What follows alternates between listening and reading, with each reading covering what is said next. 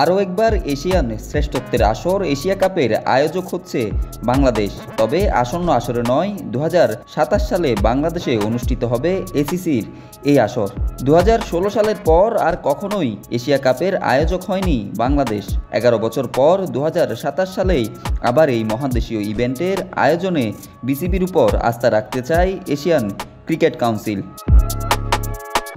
এর আগে অবশ্য 2025 সালে এশিয়া কাপ আয়োজন করবে ভারত। 2026 টি-20 বিশ্বকাপকে সামনে রেখে সংক্ষিপ্ত ফরম্যাটে অনুষ্ঠিত হবে সেই আসর। সর্বশেষ এশিয়া কাপের একক আয়োজক পাকিস্তান থাকলেও ভারতের আপত্তির মুখে যৌথভাবে আয়োজন করেছিল পাকিস্তান ও শ্রীলঙ্কা।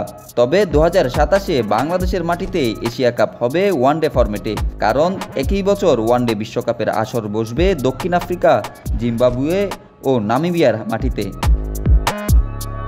এশিয়া কাপের আসন্ন 2 আসরে 6টি করে দল লড়বে। বাংলাদেশ, আফগানিস্তান, ভারত, পাকিস্তান, শ্রীলঙ্কা এবং বাছাই পর্বের একটি দল। দলগুলোকে 2 গ্রুপে ভাগ করে প্রতিটি দল খেলবে 2টি করে ম্যাচ। এরপর সুপার 4 এবং শেষে ফাইনাল। বাংলাদেশে এটি হবে ষষ্ঠ Asia cup.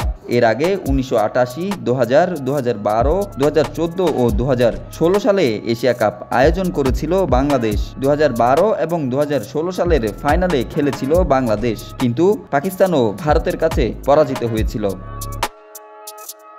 Desk report, news now sports.